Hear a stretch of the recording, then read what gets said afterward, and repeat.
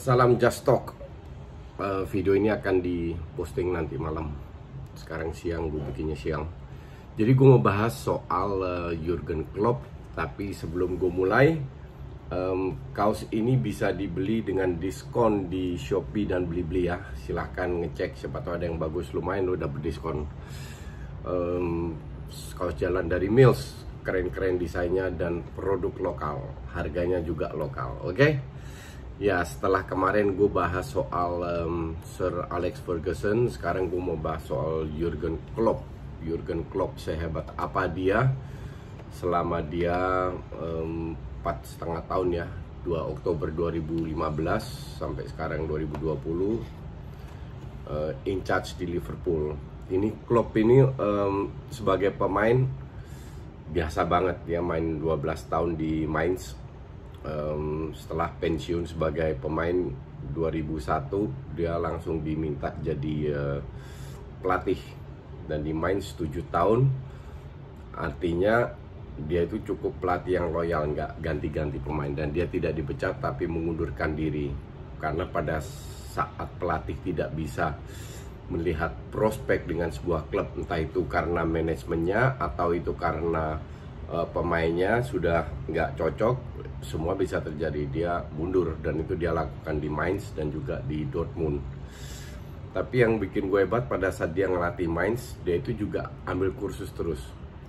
Kalau kursus di sepak bola sih biasa, pelatih kita pun sering melakukan itu sambil mengasah ilmunya. Tapi dia itu juga ambil di Universitas Frankfurt, ambil sport science, jadi punya degree, dan itu jarang sekali pelatih bisa melakukan itu.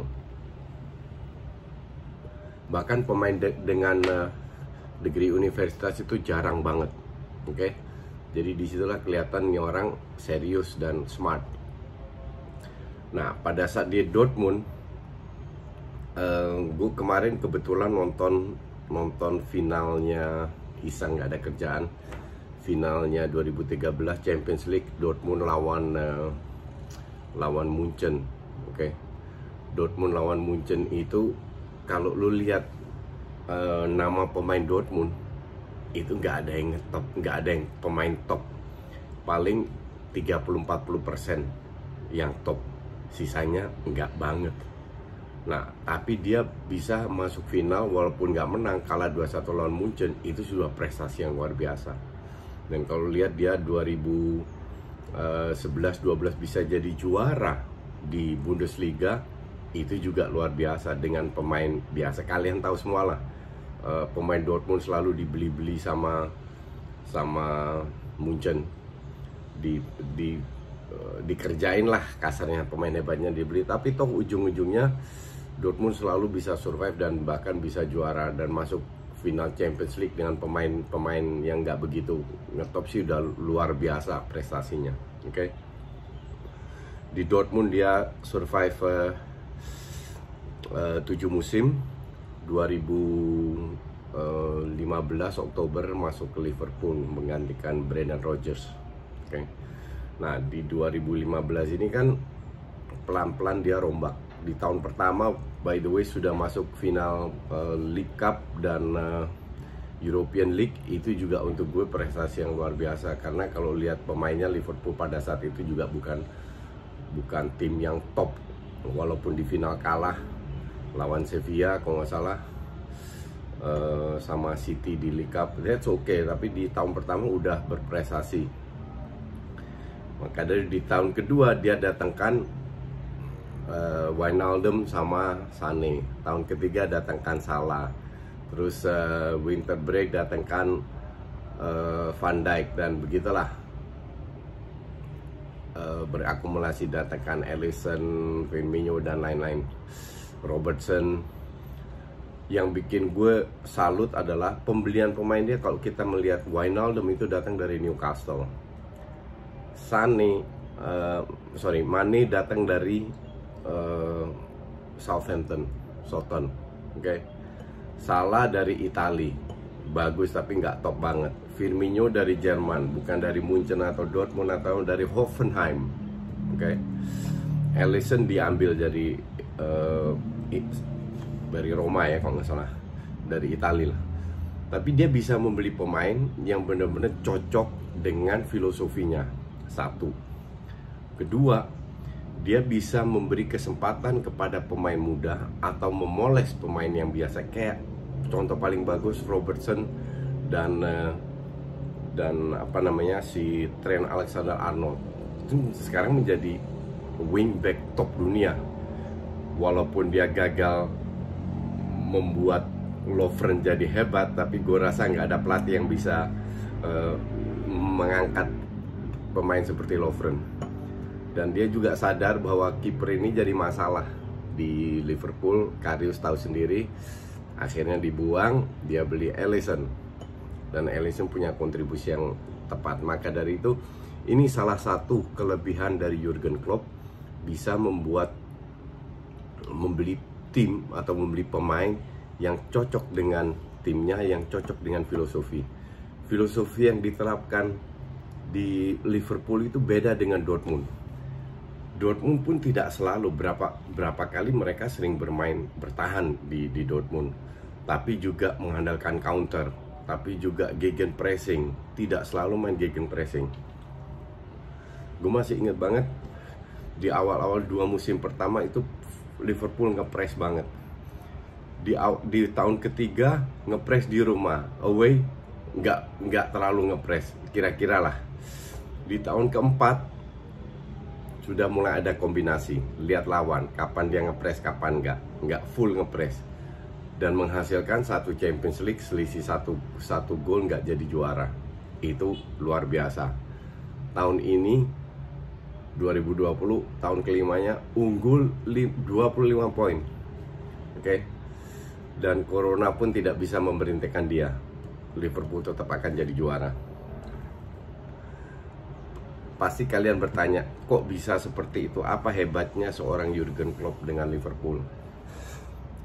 Satu, pemain yang gue bisa sudah jelaskan tadi. Kedua, dia bisa memanfaatkan kualitas pemain individu untuk kepentingan tim, dan itu penting dilakukan seorang pelatih. Salah satu contoh adalah menggeser ego pemain agar bermain untuk, dan itu sangat berhasil dengan Salah, terutama depan Firmino dan Mane. Firmino itu bukan real striker, walaupun dia cukup tinggi, tapi dia selalu turun ke bawah membantu serangan, karena mereka semenjak dijual Coutinho, mereka tidak punya playmaker. Playmaker, pemain kreatif di tengah itu nggak ada. Nah, disitulah jembatan antara pemain tengah dan pemain depan, Mane dan Firmino, yang bekerja sangat keras. Fans kardus cuman mungkin ngelihat gol-golnya ya, tapi bekerja sangat keras agar membantu serangan bersama Salah.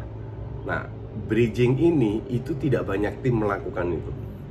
Dia juga sadar kalau dia mengikuti sepak bola modern seperti Pep, dia nggak akan berhasil, karena kualitas pemainnya masih di bawah City secara individu. Dia sulap lah di samping gegen pressing, dia sulap bermain dengan sebenarnya filosofinya sama, adalah merusak defense lawan dengan banyak sirkulasi bola. Itu dasarnya di Pep, itu dasar di Arteta, itu dasar, kecuali Mourinho. Gue nggak ngerti Mourinho itu maunya apa. Dasar di permainan sepak bola modern lah. Tapi yang dilakukan Klopp bukan passing lewat bawah, tapi passing lewat atas. Jadi seringkali crossing, semua pemain bisa crossing, bahkan sampai pemain belakang. Dan yang bikin rese, bete, itu crossingnya akuratnya luar biasa. Kalau lu passing dari kiri, sayap kiri, ke tengah, ke samping, itu beberapa detik. Tapi kalau lu straight dari kiri, lu crossing ke kanan, mereka memenangkan beberapa detik untuk mendisorganize pertahanan lawan. Lawan ini kan menggeser kucuk. Nah, di situ kan ada celah. Disitulah mereka manfaatkan bermain bawah, bisa direct, bisa apa. Nah, itulah cara secara Liverpool untuk merusak pertahanan lawan. Dan so far berhasil. Karena dia tidak punya bintang yang egonya tinggi, maka dari itu kalau seorang Messi atau Ronaldo datang ke Liverpool nggak bakalan cocok. Dia benar-benar minta dari timnya bahwa semua bekerja keras, semua mengikuti defense dan attacking kecuali Salah mungkin. Ya. Tapi Salah pun seringkali beroperasi dari sisi kanan kalau mereka menyerang. Kalau mereka mundur baru dia ke tengah karena Firmino yang turun ke bawah. Disitulah tanpa playmaker mereka tetap menguasai dari sisi jumlah di lini tengah. Ditambah wingbacknya yang sangat aktif. Nah, untuk bisa melakukan itu, center backnya didukung oleh DM agar kalau di counter lagi tidak terlalu